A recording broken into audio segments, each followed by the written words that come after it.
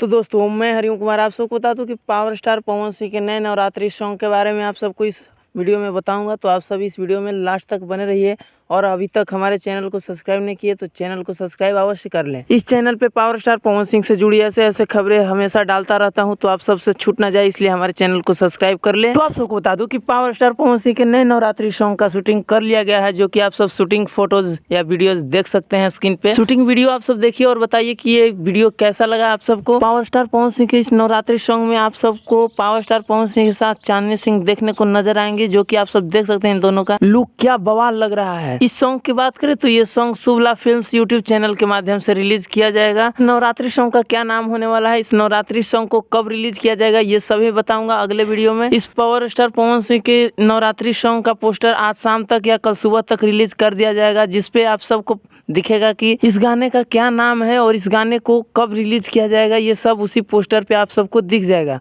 उस पर भी मैं एक अलग वीडियो बना दूंगा, तो आप सब से वो वीडियो छूट ना जाए इसलिए आप हमारे चैनल को सब्सक्राइब कर लें। और हमारे वीडियो अगर अच्छा लगा हो तो वीडियो को लाइक करके कमेंट जरूर करें कि आपको ये वीडियो कैसा लगा। भाई वीडियो को शेयर करना ना भूलिए। धन्यवाद।